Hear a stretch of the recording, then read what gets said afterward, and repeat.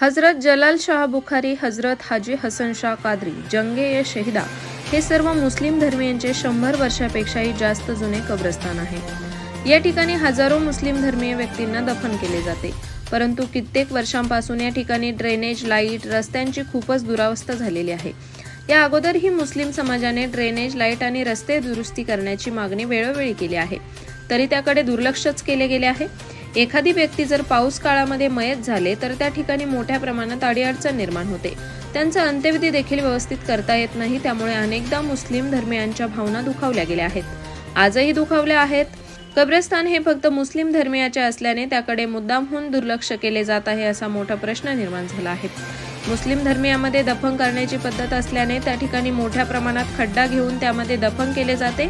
एखाद्याचा अंत्यविधी जर दिवसा असेल तर ठीक, परंतु तोच अंत्यविधी रात्रीच्या वेळी असेल तर मोठी कसरतच करावी लागते।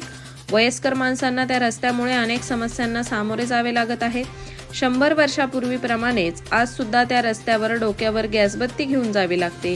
तरी हा विषय गांभीर्याने घेऊन ड्रेनेज, लाईट, रस्ते काँक्रिटीकरण करण्यात यावे, अन्यथा रिपाई पक्षाच्या वतीने आपल्या कार्यालयासमोर दिनांक 19 डिसेंबर 2023 रोजी आमरण उपोषण करण्याचा इशारा निवेदनाद्वारे देण्यात आला आहे। अहमदनगर शहराचे तिन्ही मुस्लिम कब्रस्तान हजरत जलाल शाह बुखारी, हाजी हसन शाह कादरी व जंगे-शहिदा कब्रस्तान हे तिन्ही कब्रस्तान 100 वर्षापेक्षा जास्त वर्षे हे कब्रस्तानला झालेले आहे। तरी सुद्धा देखील अनेक वर्षापासून म्हणजे 30-40 वर्ष होऊन गेले असेल हे कब्रस्तानचे रस्त्याचे कधी दुरुस्तीकरण झालेलं नाही।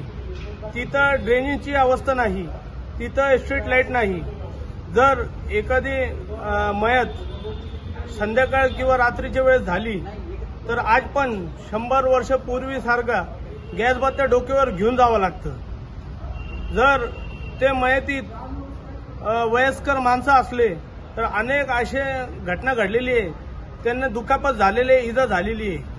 तरी सुद्धा देखील आम्ही व मुस्लिम समाजाने अनेक इथं निवेदन दिले, आंदोलन केले, तरी सुद्धा त्याचा एकही रस्ता बनलेला नाही किंवा दुरुस्तीकरण सुद्धा झालेलं नाही। माझा प्रश्न असा आहे हे महानगरपालिका प्रशासनाला की तुम्ही फक्त हा मुस्लिम समाजाचे कब्रस्तान आहे म्हणून त्याला दुर्लक्ष करत आहे का?